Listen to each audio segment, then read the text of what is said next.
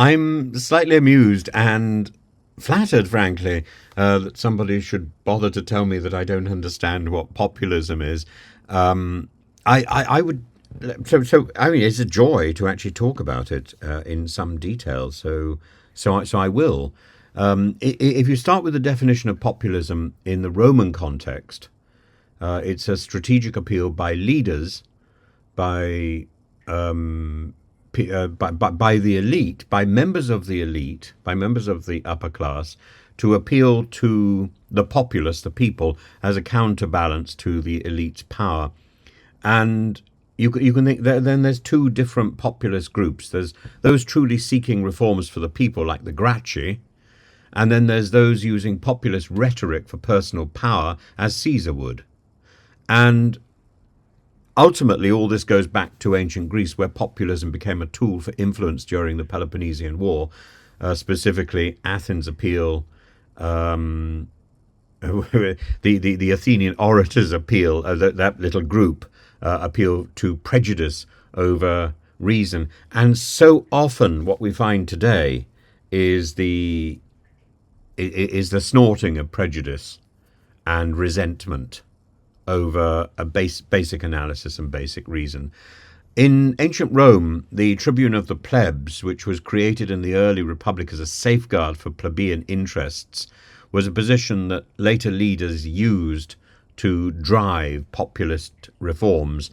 And so the agrarian reforms and the push for redistributing land from wealthy patricians to the poor, fostering a lasting divide between the populares, the people's champions, and the optimates, the aristocratic elites. And this gives way to the two Gracchi, the Tiberius Gracchus, who attempted to redistribute public land to the poor, and his radical approach and his rhetoric, bypassing Senate approval, led directly to his assassination, a cautionary tale of populism's dangers. And Gaius Gracchus, his brother, his younger brother, expanded on his brother's reforms, proposing price controls on grain and judicial reforms, and his tragic end underscored the dangers again faced by reformers who challenged the dominance of the elite.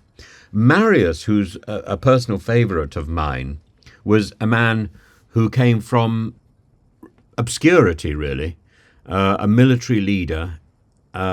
He showed how populism could influence the army, and he built up professionalism within the army as a result. And his reforms allowed landless citizens to serve in the army, increasing loyalty to generals rather than to the state. Of course, what he effectively does is lay the groundwork for the dictatorship of Sulla and the dictatorship of Caesar, both of whom are dependent on the favours of the army. Marius's success illustrated how populists could sway public and military favour through promises of wealth and honour, and that's the precedent that Marius set, as I say, for Caesar, that Caesar would later exploit. And the Roman populists incited public support by promising increasingly superficial benefits. This is where you get the bread and circuses thing, and it creates a vicious circle where leaders attempt to outbid one another in pleasing the populace, reducing genuine policy debate to rhetoric-driven rivalry, which of course we see in the nonsense of the endlessly repeating Conservative Party leadership races. It is just pure populism.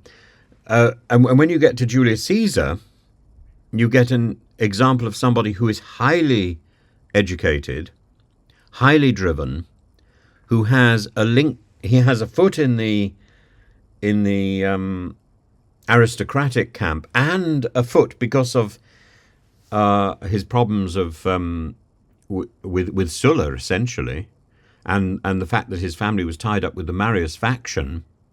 The fact that he went into exile, that he lingered in the Far East, whether he was caught up in the sort of scandals that his enemies would exploit, I have no idea. But it leads to him positioning himself as he comes back as the champion of the people, while at the same time undermining the Senate, undermining the rule of law. And when he crosses the Rubicon in 49 BC, this symbolizes his defiance against the Senate, positioning him as a populist hero willing to defy the elite and to create his own new elite.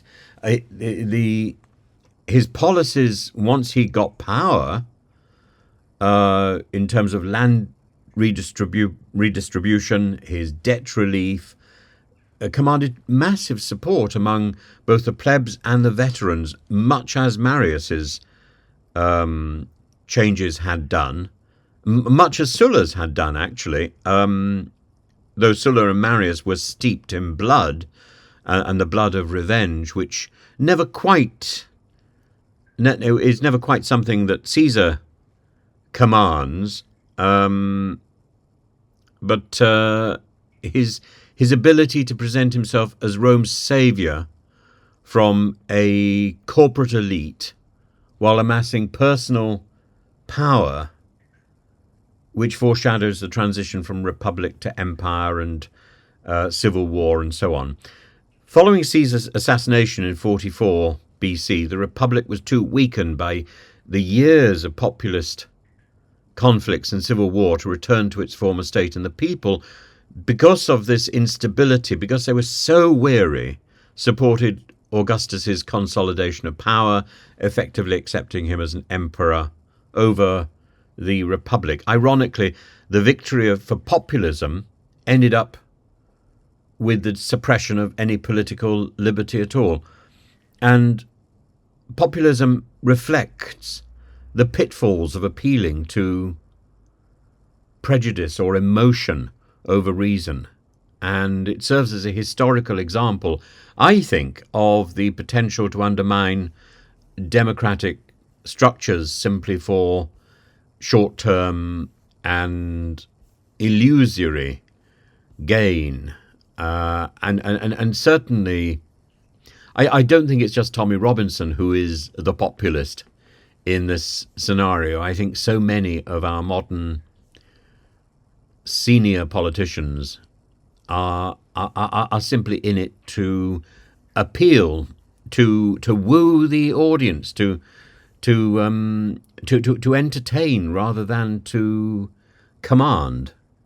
Definitely Johnson, and definitely Liz Truss, and I think probably Keir Starmer, certainly Tony Blair, and it's something that you can trace all the way back, particularly with the gestures for ever greater and more superficial, that ironic contrast, the greater rhetoric and the superficial benefits, the aplomb of the rhetorical flourish. And the problem with populism is not only the populist, the demagogue, him or herself,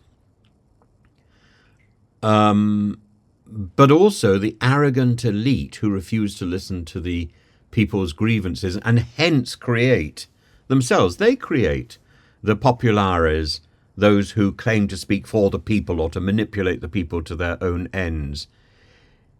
So in the end, if the people, or if the Roman Empire, if the Roman Republic collapsed into an empire, the Republic died, so too did any semblance of political liberty, and it died because of this conspiracy between the populares and the arrogant elite. Both of them, in one sense, wanting control. And it all comes down to control. Whose voice is going to speak louder? Whose voice is going to be... whose voice is going to have the greatest significance? And I think we need to reflect that to to properly govern, to properly maintain control in our society, we must have a government that serves its people. And that is why it's so important that MPs have constituency surgeries. And when they do, unlike Andrea Leadsom, whose surgery I once foolishly attended, and I got harangued for 20 minutes or so. She didn't let me get a word in edgeways. That is the time when the people talk to their representatives, and their representatives listen. There is no other time. It's not about doing people favours. It's not about collecting information and then trying to resolve a problem. It's about listening to what is actually happening. And you can't listen unless you hold surgeries, unless you assemble ordinary people, invite ordinary people to come and talk to you. And if you don't do that, you become an isolated elite. And yes, there will be the Tommy Robinsons, and yes, there will be the Jeremy Corbyns arising who are in it for the people. And they may be. They may be. But the real system should be working, and it's when both parts of that system, when the elite and the popular front both stop functioning or both compete for power, that is when we are looking directly in the face of the collapse of our democratic system.